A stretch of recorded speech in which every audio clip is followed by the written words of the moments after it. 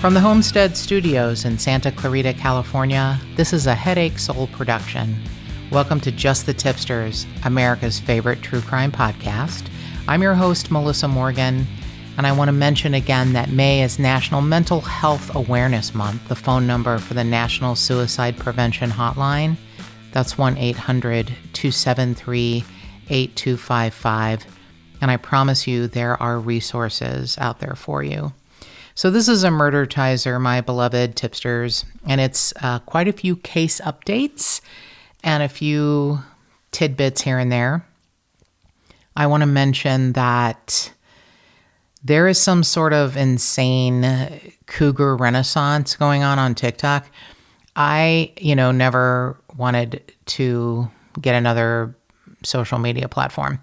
However, I'm going to say this, and you can agree or disagree, and most of you probably don't give a shit. But TikTok is what Facebook used to be. TikTok is a community, and it's obviously there's drama. When you get more than two people, there's going to be bullshittery. But for the most part, it is not famous people. It's not the famous people of Twitter. It's not maybe your grandmother on Facebook. It's not famous people on Instagram being paid to talk about their urine-absorbing underwear or whatever. I don't know. It's everyday people who have great personalities, a great sense of humor, or are going through their own struggles and don't mind sharing it with strangers, sometimes in an effort to get, positive feedback. But I'm telling you, it's the place. I heard someone describe it as his place to go to laugh and have fun. And that's exactly it for me. It's a great place to decompress. It's like at the end of the day, and I don't even consider myself like someone who has like ADHD or I do probably have some attention deficit issues, but like everyone else in the world, we all want things shorter and faster. That sounds semi-dirty, but I mean it in a very clean way. I think the longest videos are like 3 minutes long. You can do I think it might be 15 seconds, 60 seconds, and 3 minutes. And honestly, 3 minutes is a pretty long time for a video if you don't know what you want to talk about. And obviously, some people talk longer than that and they may have to make part two, which is annoying because I can never find part two after I played part one. But for the most part, it's good, kind people with a great sense of humor and who just want to talk and connect with other people. Some of them have a very fascinating point of view. I have learned so much. I found this poet named Tyler Knott Gregson, and it's Knott is his middle name, I guess, or maybe it's a hyphenated name. He lives in Montana, and he writes these very short, often romantic or love poems, very short, and he calls them the typewriter series because he types them out on little pieces of paper. There's a man named Elliot Smith. I think his username is I am Elliot Smith. And he is a beautiful creature who lives in, I think, Minneapolis and is very open and honest with his struggles with mental health. He was in the military. He's just like a good guy. Sometimes he'll just post, videos of him trying on new hats, which sounds really boring. And yet he's never boring. He's never boring. So, oh my God, how can I forget V. Perea, Veeperea, brought to my attention by my beloved Megan. V. Perea is possibly the funniest goddamn woman. She is batshit crazy. And she, I guess, potentially assaulted the father of one or more of her daughters. And she has done a lot of work on herself, and she has a lot more to do. And she's aware of that. But she is potentially the funniest human being. I cannot stop laughing. She comments on a woman on TikTok who said that men do not like loud women. And B. Perea counteracts that opinion exceptionally well, to the point where I will watch that video until I'm crying. And she chastises the woman who says men don't like loud women by saying, you wear frilly socks. So that's the kind of content on TikTok. And I still I've just scraped the surface of things I want. I can't even find the makeup videos I want.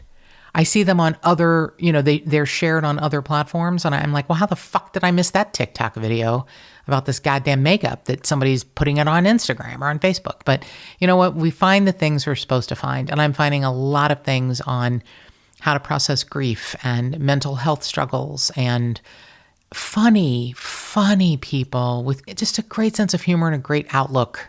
And so that's the good part. The bad part is that people can DM you, and I'm naive and ignorant and don't want to be DM'd. And I don't know what is happening. I'm just going to call it the Cougar Renaissance. I am an old lady. I am an old lady widow, and I don't want you little boys, literally little boys, to DM me. So Cody and Tyler and anyone else named something like that, please stand down. I will just tell you 2 DMs I've gotten in the last week. One was, are you the French Revolution? Because I fell harder for you than the Bastille. So, points for history and creativity. And then Tyler, I think, said, you're gorgeous. And I said, you are too, young man, and I'm old enough to be your mother. And without missing a beat, he messaged back, but you would still be calling me daddy. So, Tyler, big words for a 27-year-old. And no, I'm not going to be calling you daddy, and I'm not going to ask you to choke me. So you stay in your part of the world, Tyler, or I'll call your mom, because this is bullshit. So I've never had this experience. I've never had anyone hit on me or flirt with me. I don't know what has happened that I become an old lady whose husband dies and suddenly dudes come out of the woodwork. And I don't mean like because I'm a fucking hotbox. I don't even know what it is. Half of these people don't even know I'm a widow. They have no idea of my, marital status. And yet sliding up into my DMs. And all I want to do is laugh at V. Perea. All I want to do is read something beautiful that Tyler Knott Gregson wrote. All I want to do is see what Elliott Smith is talking about in his day. So anyway, that's enough bitching. But let's just say I'm not in the market. I'm not cougar material. No, Tyler, I'm not going to call you daddy. No, not ever. That's not happening. So I want to say a special thank you to, I believe her name is Christina. Actually, I have it right here. Her name is Christina on YouTube. And sometimes people that you do not know say the most remarkable things. I always think whoever says these things has to be like a lifelong friend. But how do people who don't even know you, who've never met you, say the kindest things that mean the most to you? So I was very nervous about doing the Lisk update, the Long Island serial killer update. And the day that episode came out, Christina wrote a review on YouTube. And she said, the best vocabulary in YouTube true crime. I don't know about that, Christina, but talk about extra points. You could not flatter me more than to say I have a good vocabulary. Great episode, very thorough and thought-provoking coverage, presented responsibly and respectfully. Thank you, period. And Christina, thank you. That is the nicest thing I have, heard, read in a long time. It meant the world to me. I'm really grateful for that.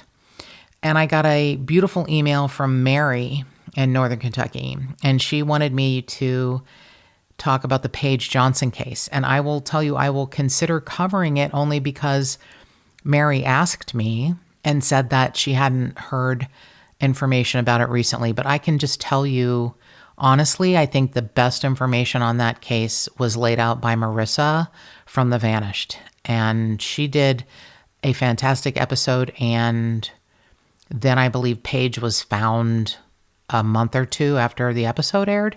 And I know those two things didn't have anything to do with each other, but it was just, Marissa covers a lot of cases that don't get a lot of attention. And I think she did a magnificent job. I think that Paige was found after about 10 years of being missing, and a hunter found her remains in like a park kind of area in Ohio, across the river from northern Kentucky and Ohio. And they were able to arrest the main person of interest, Jacob Bumpus. But I promise you, Mary, I will look into the case. But honestly, I would listen to the Vanished episode about Paige.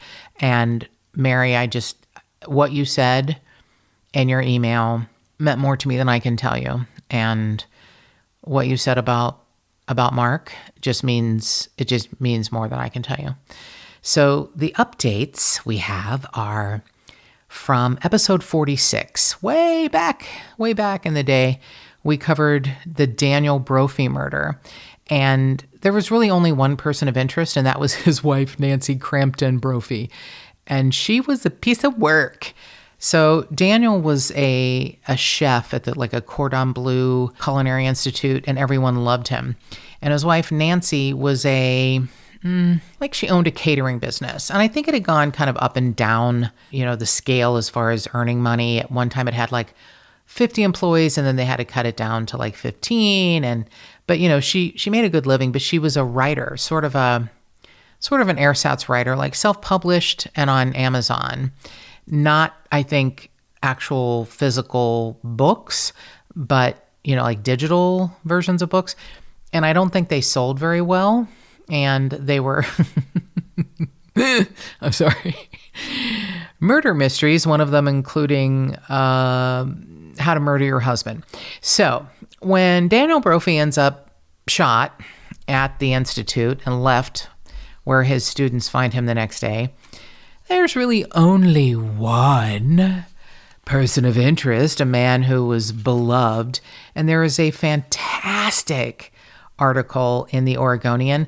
This case has been covered in a lot of journalistic endeavors recently because her trial was in May here, finally, after 5 years, 6 years, something like that, when he was murdered. And it's a great article. It's a great article. And she is a piece of work. She was married to someone in law enforcement, and then it didn't work out. And it was 9 or 10 years. And they got, divorced. And then she moved to Oregon. I think it was Texas. She was married to someone in law enforcement in Texas. And she met Daniel Brophy while taking a class. He was her instructor, and it was her first class.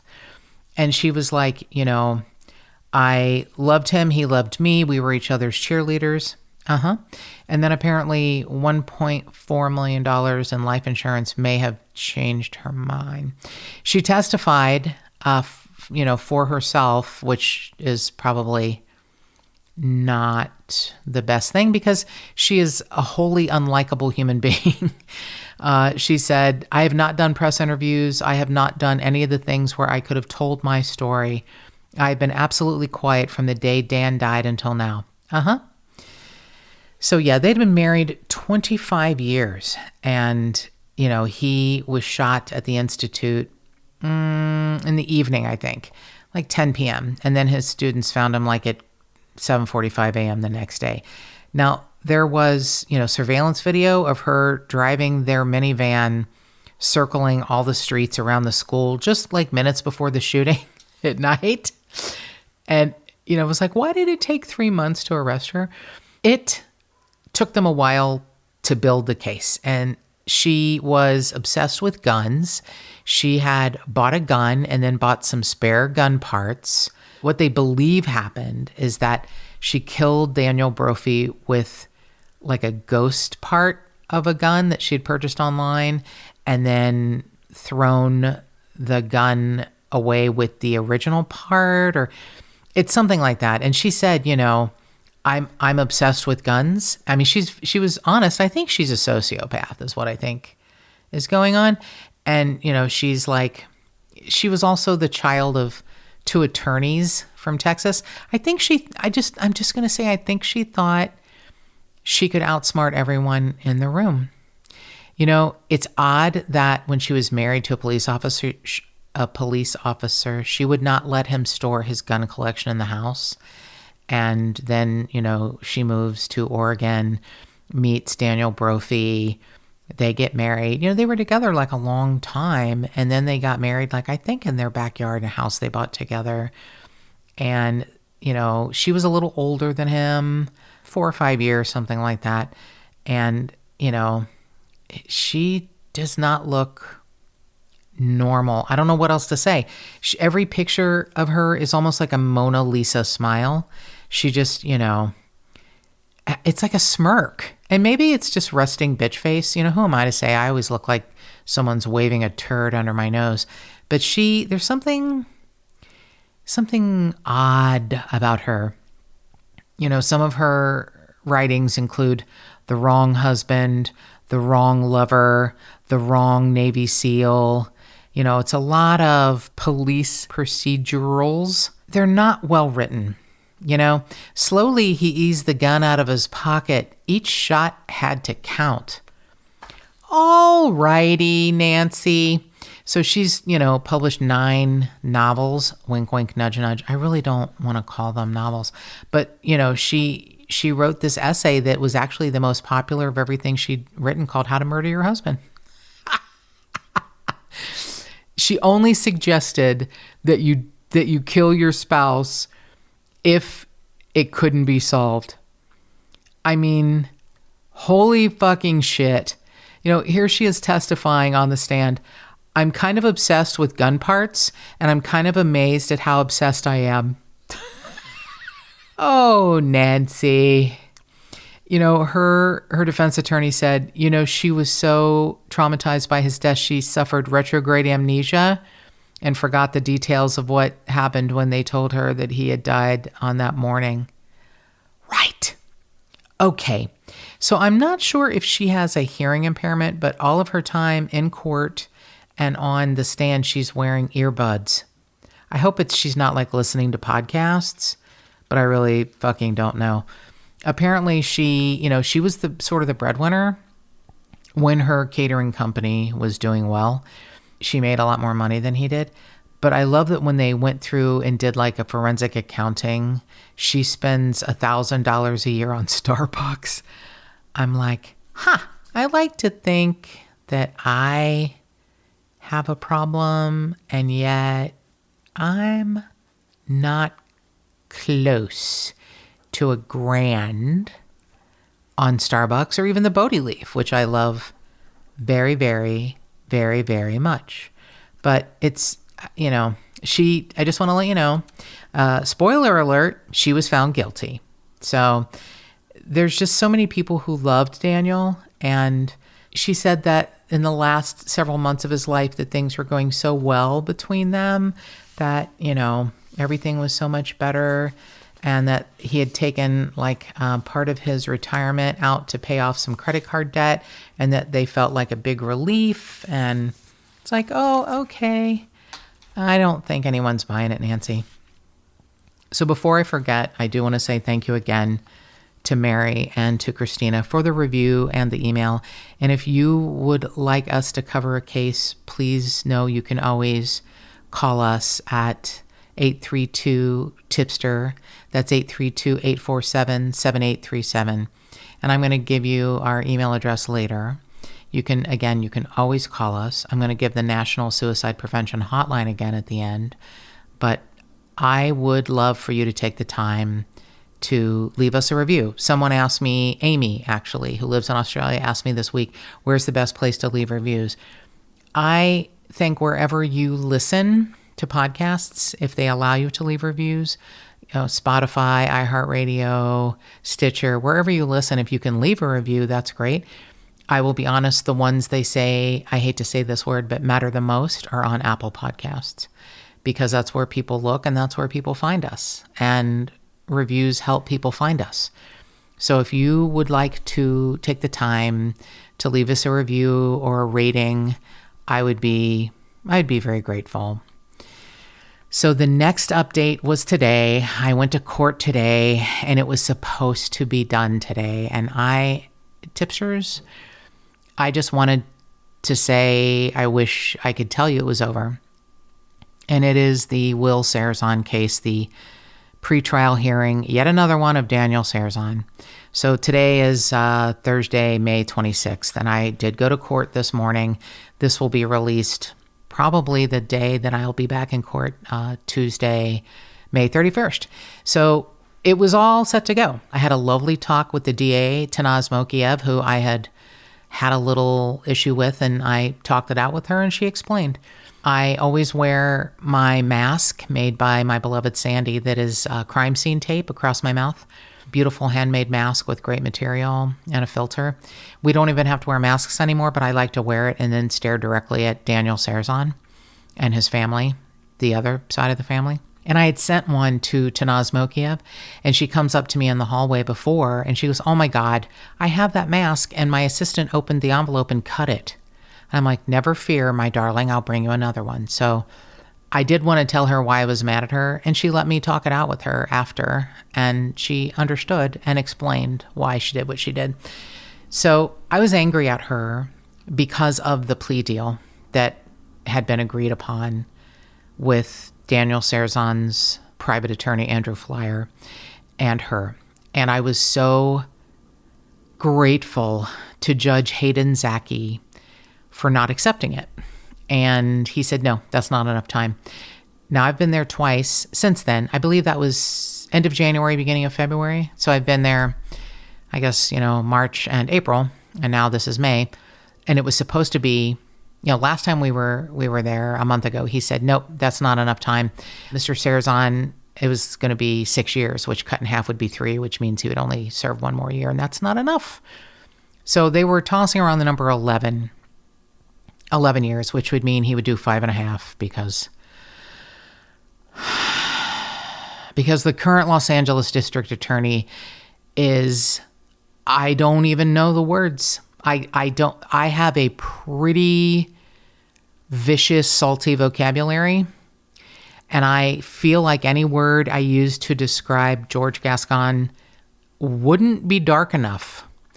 I am humiliated and embarrassed. I voted for the man. And I could never have imagined an ex-LAPD officer who was the mayor of San Francisco would turn into someone who lets every criminal go. Should there be sentence reform? Absolutely. Abso-fucking-lutely, especially in the state of California. But there has to be a middle ground. There has to be a middle ground. And I know I've stated these cases before that make me violently ill, like the fact that our beloved John Grobman from Pause for Life was given 6 life sentences plus 40 years for nonviolent drug theft charges. I mean, come on. And Daniel Sarazan kills his uncle for drug money, we assume, and he was going to get 6 years, 2.5 of which he's already served. He would have gotten time served and he would have spent 1 more year. No. So DA Mokiev explained, it's not all George Gascon. I would like to blame him for everything. But she said there's, movements in place where he can't do everything, and she is obviously reticent to say anything about her boss. But she did say that she, had been told by those higher up than her that she should accept this plea deal.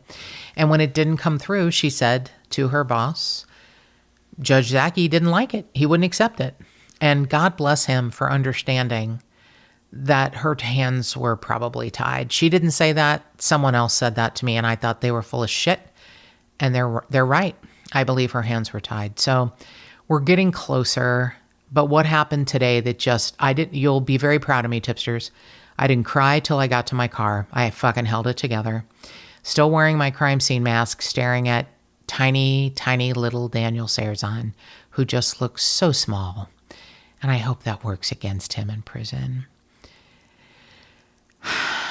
At the 11th hour, his attorney goes to meet with him, and DA Mokiev is setting up her PowerPoint presentation to wrap up the case and to accept the plea deal. And the private attorney, Andrew Flyer, comes back in and says, my client has given me some last-minute information, and I need to present a mitigation package. And you could hear a pin drop. And then the judge said, well, all right, then we're going to postpone this till Tuesday, May 31st. That date didn't work for everyone. They were going to push it to, because DA Mokiev, thinking the case was going to wrap up today, starts a 2-month case, 2-month trial in downtown LA Superior Court that starts June 1st. So they were going to push it to June 3rd. One reason is because Will Sarazan's sister Andrea can't make May 31st. And that's going to be sad. But if this wraps up on Tuesday, May 31st, someone else will have to read her impact statement.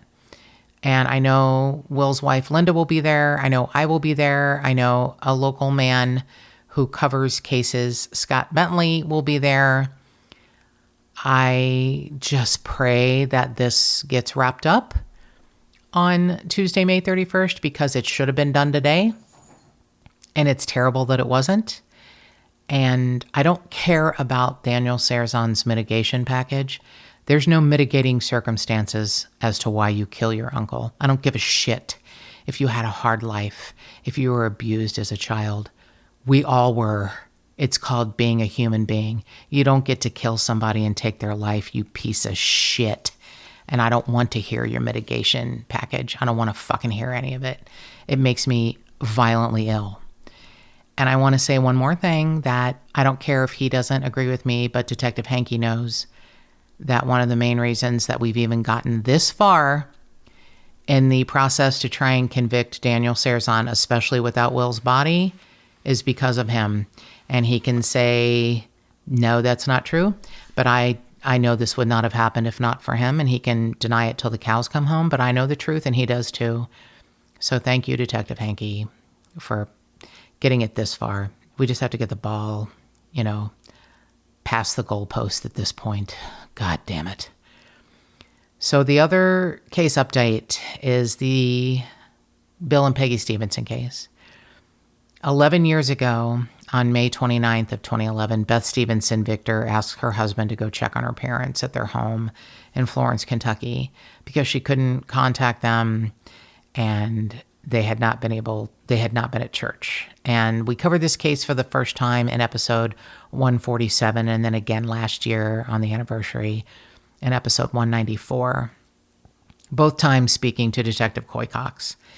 And I can tell you this piece of information. I've been told I'm allowed to say this. There's a new person of interest in this case, and it's no one who's been mentioned or hinted at from the past. It's someone from a part of their life that we've never discussed. And that's all I'm going to say.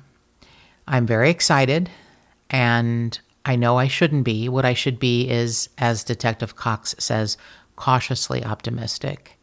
And after getting to speak with Detective Cox and his partner, Detective Adams, when I was back in the area in late March, early April, I'm a little more than enthused about this development. A little bit more than enthused, I'll be honest. And no one thought that 11 years later that this case would still be unsolved. And yet here we are, the 11th anniversary. And I'm going to go over just a few of the main tenets of this case that were accentuated by Detective Cox in both of the interviews on the case. I want to point out that he has said repeatedly and with a lot of passion, both Bill and Peggy had to die. You can infer what you want from that, but that statement is pregnant with possibilities. The time of day that this happened, which was the middle of the night, that was a chosen time, and that is important.